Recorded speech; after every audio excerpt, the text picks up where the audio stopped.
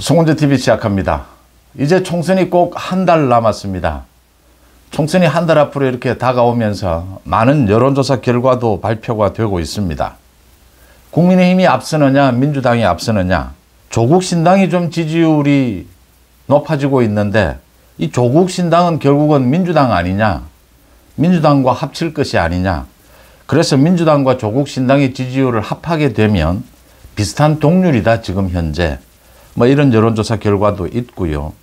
제가 가장 주목해 보는 곳은 계양을입니다. 인천 계양을. 이재명과 원희룡이 동률이다. 이제 지지율이 동률이 됐다. 한 달 전에 16%포인트까지 차이가 난다라는 여론조사 결과도 있습니다. 이걸 한 달 만에 원희룡이 이재명과 동률로 만들었다. 그래서 전체 판세는 동률로 보는 것이 맞지 않느냐.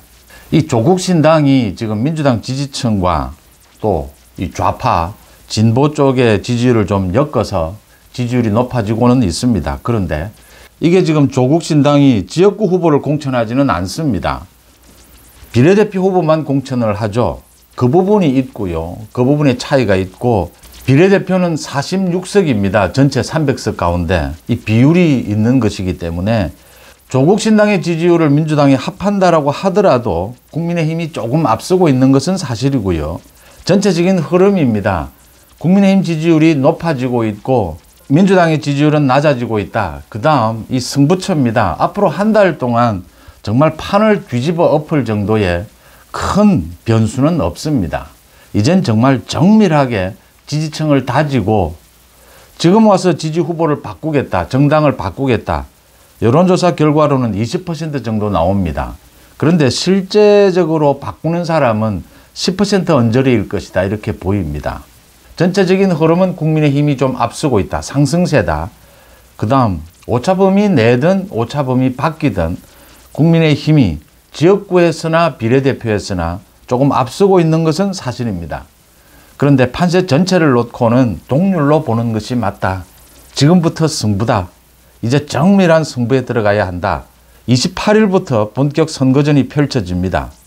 지역구에서 대진표가 짜이게 되면 이제 자신에게 와 있는 지지율, 또 조금이라도 5%, 10%라도 자신의 지지율을 끌어올릴 수 있는, 이건 이제 각종 후보들의 개인 능력입니다. 개인기입니다. 물론 그 뒤에도 정당끼리의 경쟁도 있겠지만 이 개인기도 중요하다. 전체 판세는 이렇게 되어 있다라고 보고요. 이 전체 판세를 정말 축소시켜 놓은 곳이 계양을이다, 이렇게 보입니다. 인천 계양을은 25년 동안 민주당만 지지를 했습니다. 민주당 국회의원만 당선이 됐습니다. 송영길이고 이재명입니다. 원희룡이 여기에 가서 이재명과 맞붙겠다라고 했을 때 이길 수 있을 것이다라고 생각한 사람은 많지 않았습니다. 원희룡이 이재명에게 혹시 지더라도 의미 있는 승부를 했다. 그런데 그때부터도 원희룡이 이길 수 있을 것이다. 저는 송원재TV를 통해서 계속 그렇게 이야기를 해왔습니다. 인천 계양을이 정말 국민의힘으로서는 험지라고 하지만 그래도 많은 합리적인 주민들, 합리적인 유권자들이 있는 것인데, 이게 원희룡과 이재명이라고 하는 이 두 후보를 비교해서 시간이 지나면 지날수록 이 격차가 줄어들고 뒤집어질 것이다, 이런 식의 전망을 했었습니다. 인천 계양을을 중심으로 한번 전체 판세를 살펴보겠습니다. 가장 중요하다라고 하는 낙동강 벨트, 한강 벨트. 낙동강 벨트는 김태호에게 맡기면 됩니다. 양산에서. 김태호는 김두관을 지금 출마 선언을 한 이후에 한 번도 뒤지지 않았고 그 차이를 더 벌려가고 있습니다. 그 다음 한강 벨트는 나경원에게 맡기면 됩니다. 이 가장 포스트, 이 핵심 인물이 중요합니다. 나경원은 민주당에 누구를 지금 동작을 해 나경원과 붙여도 나경원과 10%포인트 차이입니다. 압도적입니다. 나경원이 전체 한강벨트 분위기를 이끌어갈 것이다 라고 하는 것이고요. 원희룡과 이재명의 계양을 대결입니다. 한국갤럽에서 어제 지난 7일 인천 계양을에 거주하는 504명을 대상으로 조사한 결과입니다. 내일이 선거일이다. 누구에게 투표하겠느냐? 이재명 45%, 원희룡 41%입니다. 오차 범위 내 차이인데 4%포인트 차이입니다. 그런데 중요한 게 있습니다. 꼭 투표를 하겠느냐? 적극적인 투표층, 이 적극적으로 투표를 꼭 하겠다라고 하는 사람들 가운데서는 원희룡 45%, 이재명 45% 동률이었습니다. 이게 전체 판세와 비슷합니다. 지난 한 달 만에 16%포인트 차이가 나던 이 개항을 해서 원희룡이 뭐 앞섰다라고는 할 수 없습니다. 그런데 거의 동률로 끌어올렸다라고 하는 것입니다. 원희룡은 상승세고 이재명은 뭐 보합 내지는 하락세입니다. 공천을 이재명은 개판을 쳤습니다. 국민의힘이 공천을 잘했다라는 것은 민주당 지지층도 국민의힘이 공천을 잘했다라는 응답을 하고 있습니다. 이제 이런 차이들이 가져오는 결과다 이렇게 보입니다. 원희룡에 대한 지지는 60대 이상에서 많았고 60대 이하, 50대에서는 동률이었고 40대 이하는 이재명이 강세를 보였습니다.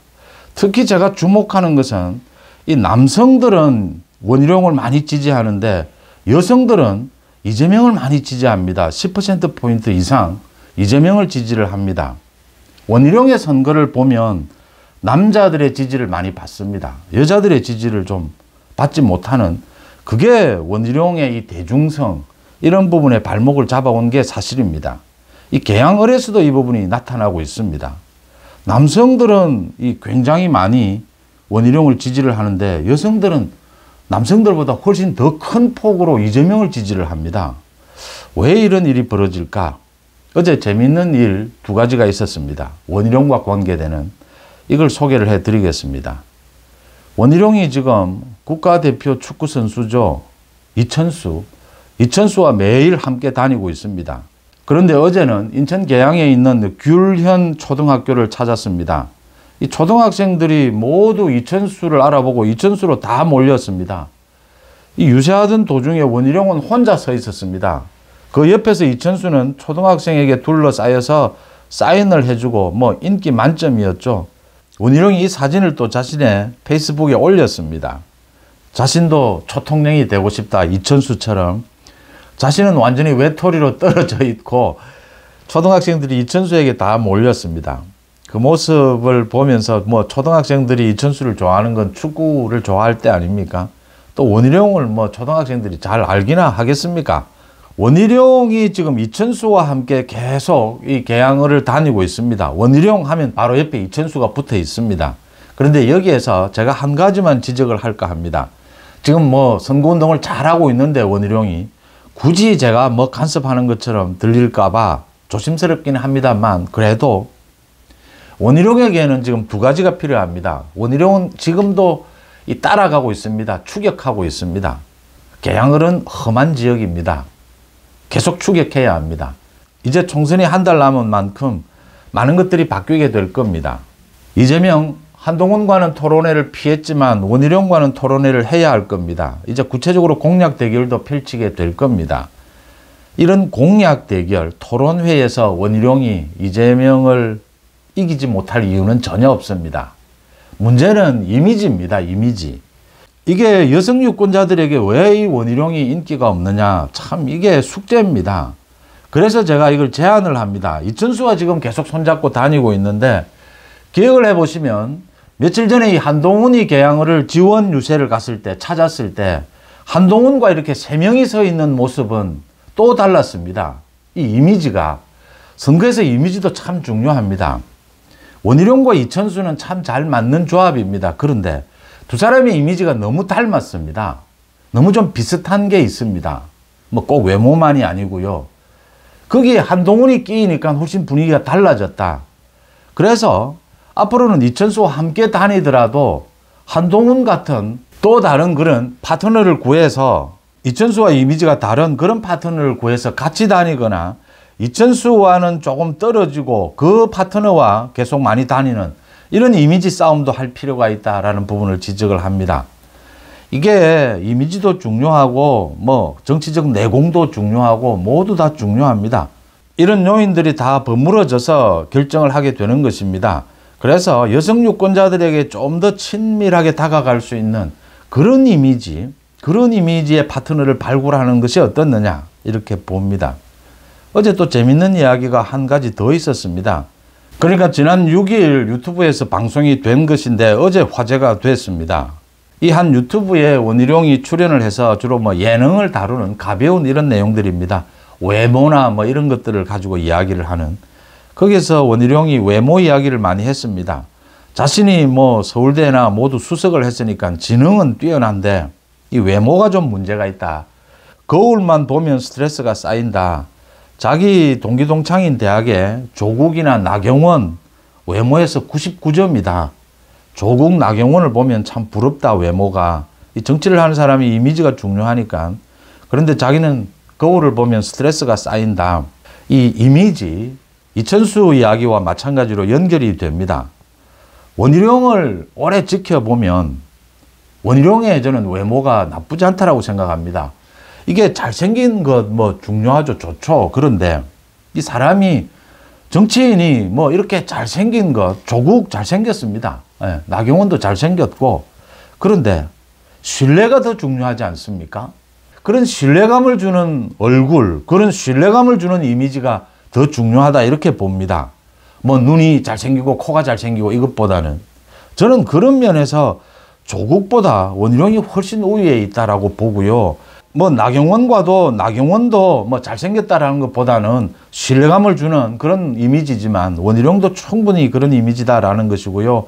그래서 원희룡이 이 개항을 해서 원희룡이 계속 추격을 하는 입장입니다. 그렇다면 원희룡은 그 지역이 자신의 고향도 아닙니다. 또 많은 자신을 지지하지 않는 유권자들에게 다가가야 합니다. 새롭게 다가가야 합니다. 그래서 이미지도 바꿔야 하고, 이천수가 필요한 것도, 이천수는 그 지역이 고향이라는 것 아닙니까?